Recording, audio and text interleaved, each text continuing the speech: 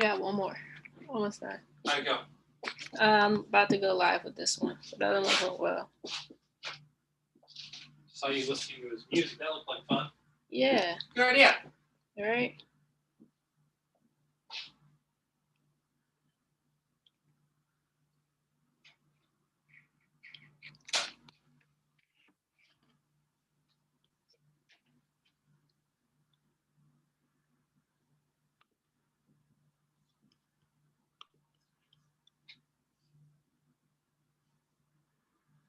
Testing, testing. It should work. Hmm.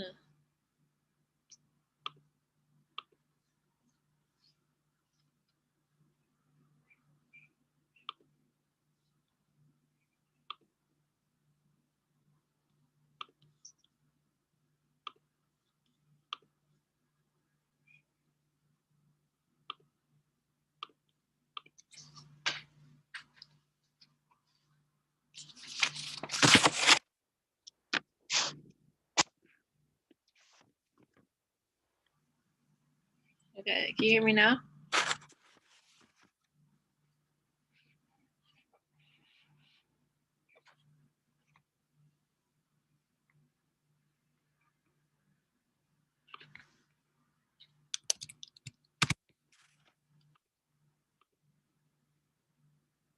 Testing, testing. Can you hear me?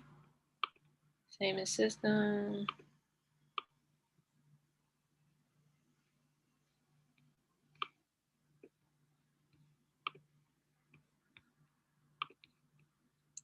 All right, can you hear me now?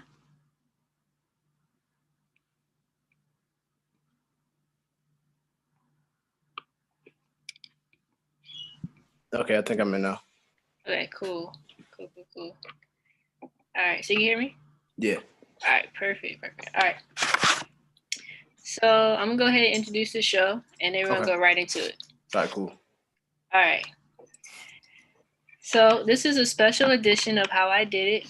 I'm Taylor Brown, and on today's show, we're here with Will Shelton.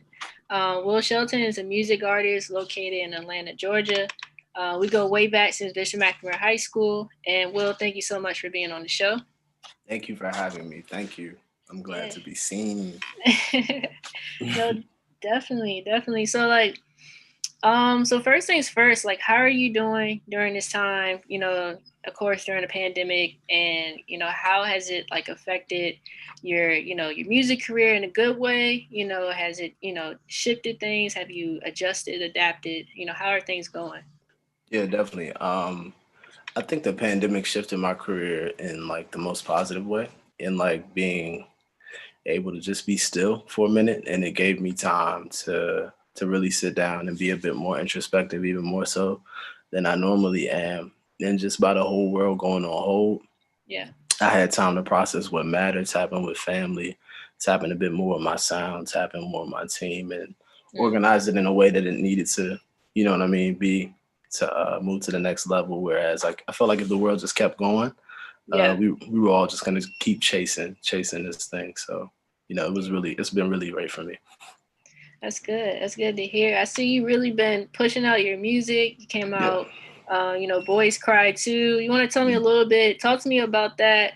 That album, that piece that you just came out with. Yeah, so Boys Cry 2 came out on my birthday, November 17th. I turned 27 this year. And I mean, the thought process or the theme behind the entire concept was just being more introspective and a bit more specific for, men of color and my peer group. More specifically, the way I was raised, we weren't exactly bred to process our emotion the right way and to let it out and for it to be a positive thing. It was more so looked at as weakness. And as I grew older, I learned that that was a hindrance, me not knowing how to process and articulate my emotion, whether I was going to hurt myself or people around me. So just to be more tapped in with my environment, I was able to make better music, obviously, but I was able to, provide a form of therapy for myself in addition to, other forms out there. So Boys Cry 2 was a it was like six track EP. I mean, forget now 6 tracks, and just goes through my thought process in breaking the molds that I had kind of been cast in the past few years, and allowed myself to be casting, whether I was in pursuit of, opportunity or wealth, you know what I mean, or even Yeah. resource for my family. Yeah. No, definitely. That's one thing I've noticed. So is this like recurring theme for you, like to really push like love songs, stuff like that? Like, what are you trying to get across in your music? Yeah, so for me, I feel like that's my method through which I create. Um, and that's a great question. That's where I'm like pausing. Now I think my message is obviously to those who struggled with love in the past. So I mean, kind of career off of reminiscing in a sense. I think Drake said that one time, but I'm essentially reflecting each time I pick up the pen on relationships, excuse me, plural, that I've had, or interactions with young ladies that I've had that have changed me, obviously for the better or for the worse.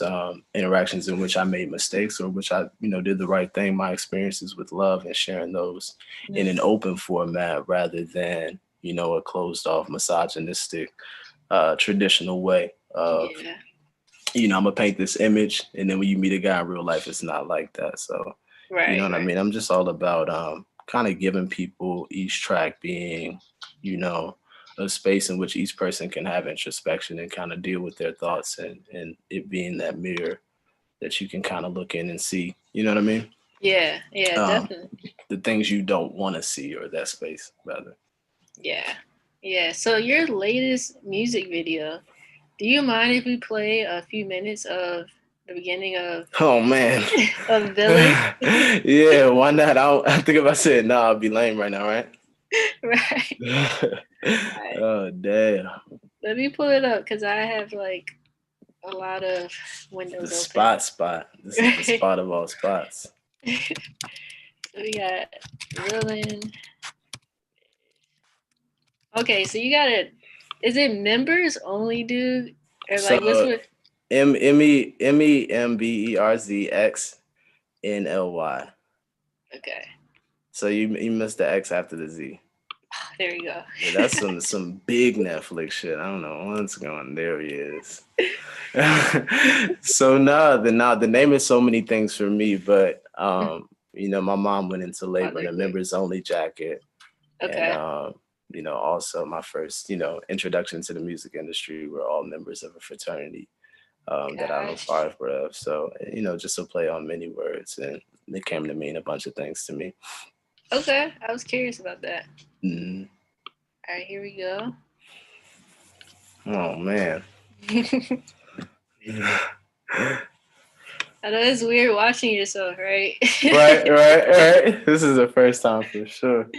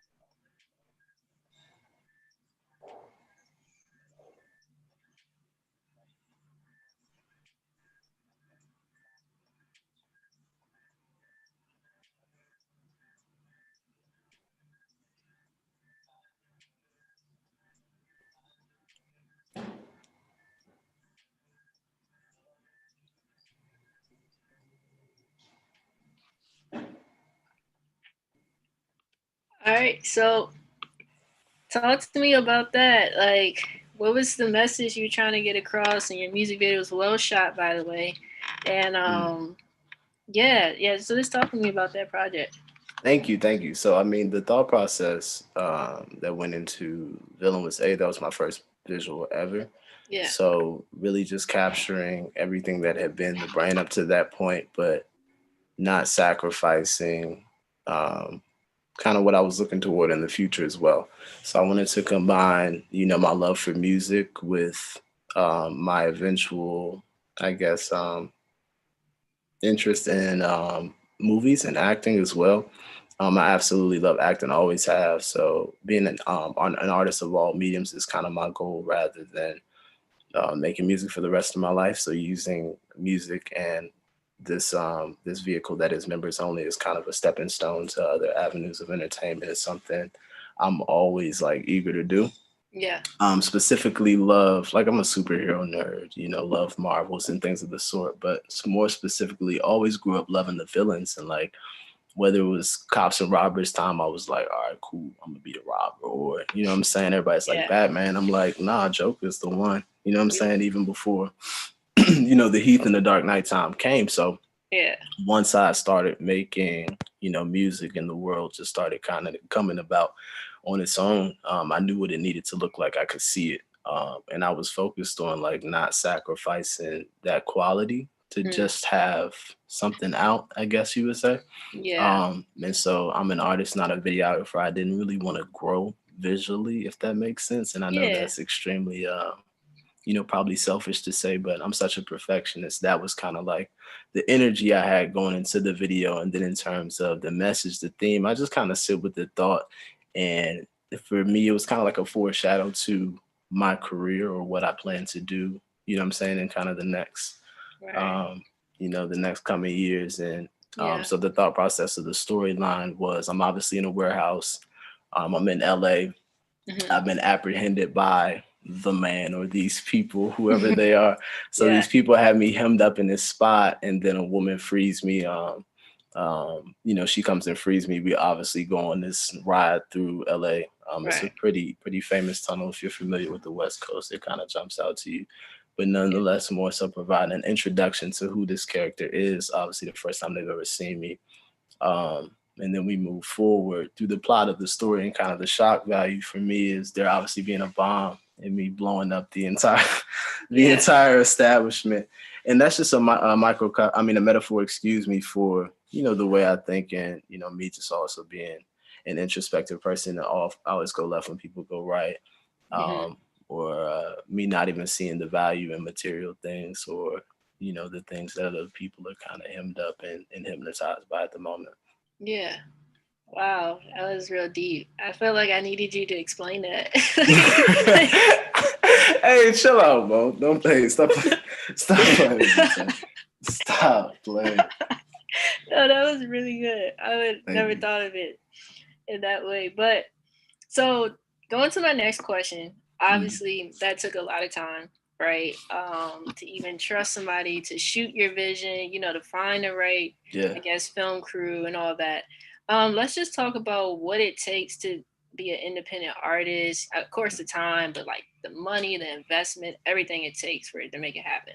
Oh man. It takes so much. Like it takes a lot in terms of like finances aside. You have to wear multiple hats and wear multiple hats well for an extended period of time to kind of attract the attention you need Yeah, to take your music or your art to the next level. So for a certain period of time, you're gonna have to be your manager, your publicist, your writer, your producer, your engineer, whatever you have to be, your right. street team in order to get your art to the consumer.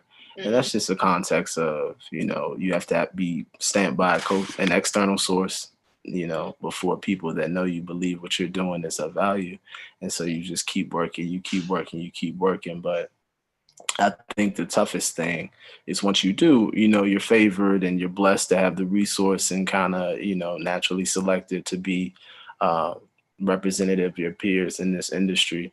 Once you get to a certain point, it's money, it's bread. Like you're going to need X number of dollars to get you from one point to the next.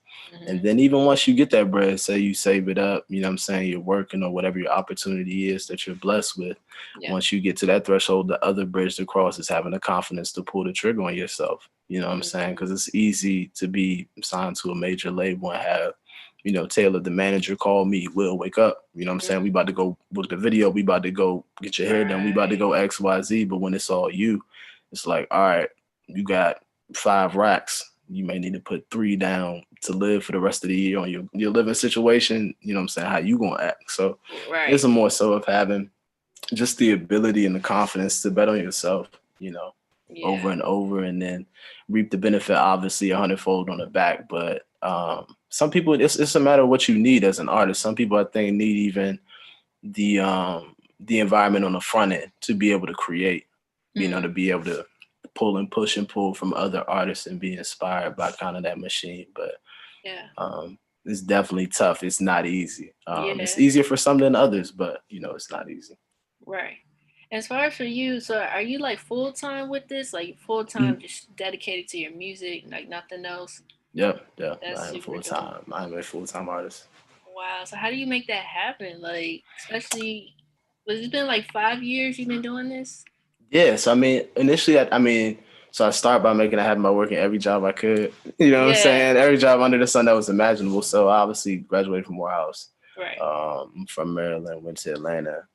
Yep. Never really left, I'm saying, Atlanta. And from there, kind of figured out my sound, figured out my situation, built the team, built it from the ground up, Right. and was just so stubborn on, not leaving until I figured it out, basically. Okay. And from there, just saved up, saved up, saved up. And I had my thought process like 2020, it just sound cool. Like, I don't know, I'm gonna have to do something different. So when 2020 comes, I'm gonna just save up. I've been working all these years, spending money, pouring into this vehicle, pouring into this dream.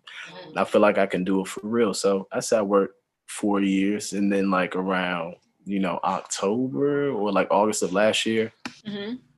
like, nah, we're not doing this no Wow. more. Like, we just can't do it. So I I'm gonna feel that. calculate how much bread I need to live for, the next year and a half or whatever it is, and Right. set that money to the side at my daytime job.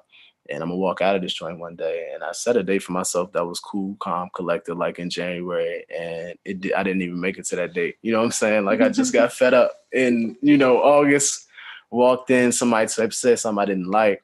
And I realized it wasn't a matter of where I was working. It was just the system I was working under, and I didn't want to work for anybody. I'd rather Mm-hmm. be creating and pouring into my dream. So I Mm-hmm. was always going to just have this clash with a job, no matter how good it was. And Mm-hmm. so put away some bread, like I said, and then quarantine hit. And so from there, the bread that you put away is kind of, amplified in a sense because you're not going anywhere. And Right. so from there, just pour more money into my brand and my business and the quality of kind of the content. And Yeah. from there, consistently, I'm able to attract the attention of people that can pour that resource into me from the perspective of independent labels and people that excuse me, can invest and Yeah. start to make that what 2020 has been for me, Mm-hmm. life, life moving forward. So Yeah. Oh, that's super dope, man. That is super dope. So my next question for you. Um, let's see. Let's see. So many questions I have. no, roll them out, roll them out. No. But you're how am I trying to word this? So what what is Atlanta looking like right now? I know Atlanta is like really a popping place to be, especially for the music industry. Has it changed since COVID? Is it is it the same? What is it like? Atlanta's crazy, man. Like, don't come to Atlanta. Anybody that's watching this job, do not come to. No, I'm just playing. Now, Atlanta's crazy. I guess in terms of what has changed since COVID started in terms of the music scene. Mm-hmm. More of the physical interaction that is Atlanta. So I always equate kind of like the two hubs, obviously, or maybe three. The big three would be Atlanta, LA, and New York in no particular order. But Right. what makes those cities, is the ability to reach out and touch and be, at the Escobar, whatever, and be elbow to elbow with the dude that could sign you. So kind of eliminating that interaction if you're respecting that, because there's people still out. You know what I'm saying? I live behind the Falcons Dome, so I live downtown, and Okay. every time I go outside, you know what I'm saying, take out my dog, there's legions of people walking to this bar, that bar. So you can Right. definitely still move around from that perspective. Not much has changed at all. It's still a bunch of studios open. I have kind of an eerie relationship with studios myself, so I'm Okay. trying to like work myself into the need to go into studios when Yeah. kind of having the equipment myself, or having in the ductile space. So Okay. nothing too much has changed. Shows are major for artists, and obviously touring. So like people are starting to get creative with the drive-in shows and virtual touring and things like that. And artists will have to get as creative as we can be to get the content off, for as long as people can't go anywhere Yeah. and touch each other. But for right Right. now, not too much has like changed that impacted me personally. Okay. Okay. Cool. Cool. So, I just got done talking to John, and one thing we My talked dog. about, yeah, we talked about, there were moments, even, as like a professional basketball player, me going overseas and stuff, you Hmm. definitely have these moments where you question, like, should I keep going? Like, like, I don't know, but even I feel like any entrepreneur can relate to that. So, have you ever felt that or had these moments like, man, should I keep doing this? Or have you always just been like, no, this is what I'm going to do? Like, how have you, Oh how, no, I think I was exposed to, you know, like John and I were roommates for a long time in college. So, yeah, we exposed to a similar system. And so I had that, you know, um, that process of coming out of school and seeing my classmates get offer after offer to, Fortune 5 and start, mm-hmm, careers in these, lucrative industries, and, make names for themselves. And so for me, it was humbling to want to do that as well, to want to provide for my family, want to live a certain lifestyle uh, that I had seen my peers, garner around me. right, And that was tough, you know what I'm saying? And it was tough for me, not being a person that's big on comparison. I just never been big on that. But looking inside and being like, yo, what do I need? You know what I'm saying, to be yeah, happy, because we battling destination as destination, in a way, because it's like, yo, I'm gonna get more bread.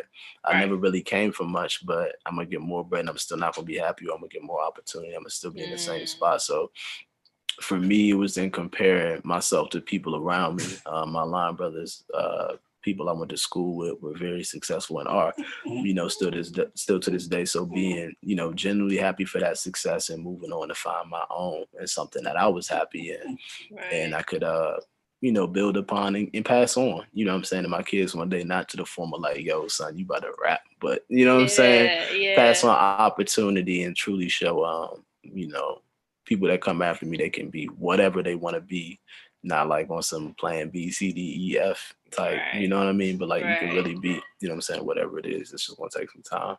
yeah. Now that's real. You touched on a really interesting point coming out of college because you were a political science major, right? Yep, English and poli sci.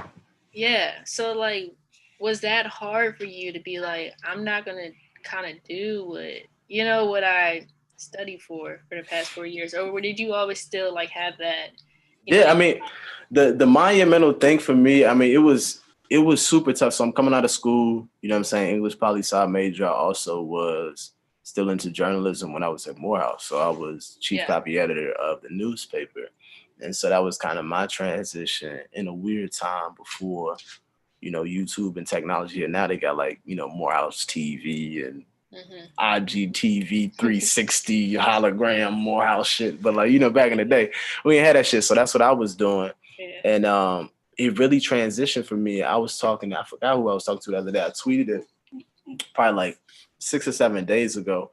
And the response was crazy. It was like Mustang Gang everywhere. So the people that I work with closely on WMAC, Mhm. you, Yeah. Paso Band, Waverly Roberts, Jeff, Jeff. Yeah. uh, I'm spitballing Grady, man, Brandon, like all of these people. That was the moment for me to shift. Mhm. So we built up, our past, decade to be the next generation of the news. You Yep. know what I'm saying? And it mattered more to the people behind the scenes than the people that were on the camera, to be completely honest. And that was a whole nother eye-opening experience for me. But the moment at which, we lost two of our own, for me, my association, what I'm saying, my I guess my passion for that went with them. You know what I'm Yeah. saying? And what I loved about it, the camaraderie that I had built, in the past, it was just like anytime I pressed that line in terms of going harder into that industry, I looked at it like, why am I doing this? You know what I'm saying? Like, this is not making me happy. Of course, it's gonna make my parents happy. The people that Yeah. know me, like, oh yeah, Yeah. that's the clean cut dude on TV. But Yep. for me, it was just like, it wasn't what I wanted to do, and it took something that drastic, seeing somebody lose their life in pursuit of something they really did want to do and something they were amazing at and they were passionate about. It took me seeing that for me to find what I really wanted to do. Wow, that's really deep. I didn't even know that. Yeah, definitely. Cool. Wow. So we're down to our last three questions. All right. All right. So I ask every interview these questions. So first question, what inspires you? And it can be anything, but what inspires you to Oh do Jesus, these when the questions get tough. What inspires me to do so the first thing is my family, and then the past. Okay. So I read a lot. I read probably like a book a week. So like the past like time periods really inspire me. Specifically, like I'm diving into, a sound of that's like wrapped in soul and and like traditional R&B. So for me, stop, cut it out, bro. Can you hear? Yeah. Yeah. But yeah, so the past and I'm gonna have to, bro, like for real. I'm gonna have to take it out. Okay.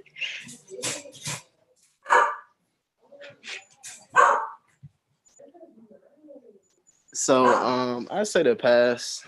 This is Junior, y'all. All right. You really doing that? You got two dogs? Yeah. Aww. It's a whole gang in this thing. But nah, so yeah, so I say the past for me and really do. They really brought me out last day.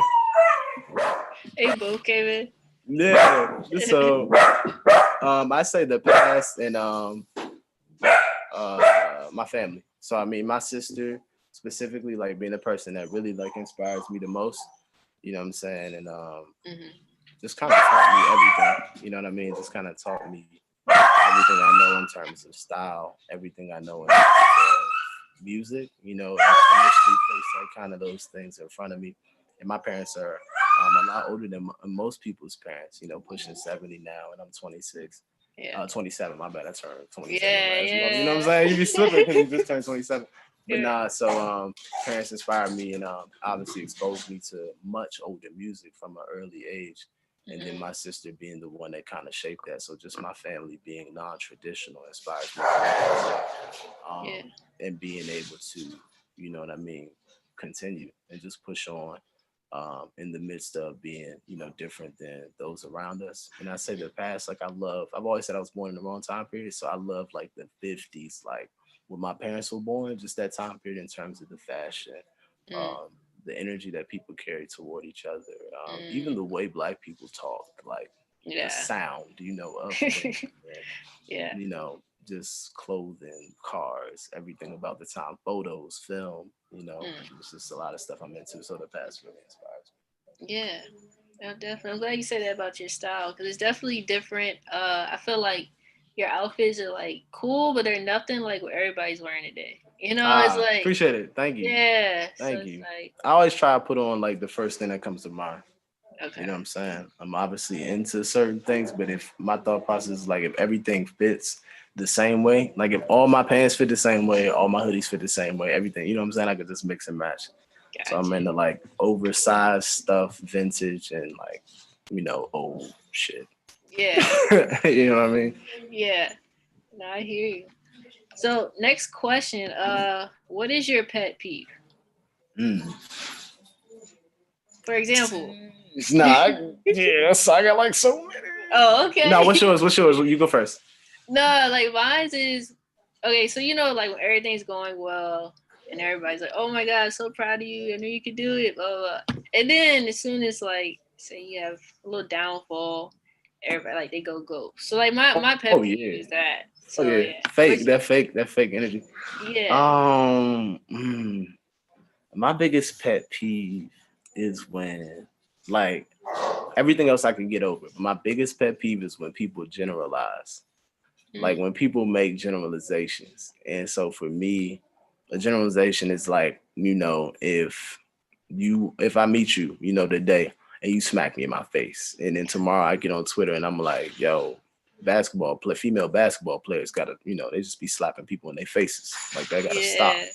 You know what I'm saying? I Right. don't like generalizations because they show kind of like a lack of experience in that regard. And so for me, any moment I'm about to make a statement of y'all, or this big grandiose wrap these people up, I know damn well I haven't. Oh my bad, I don't know if I can say that, No, but I you're know I haven't fine. experienced. You know what I'm saying? Everybody that represents that group or that demographic. So rather than making a wild claim based on my hurt, I would have more experience before I Mhm. make. And there's no way I'm gonna go hang with every female basketball player in the world. So like process your hurt, Yeah. move on, you know what I'm saying? And be able to be a better person. So I say when people generalize.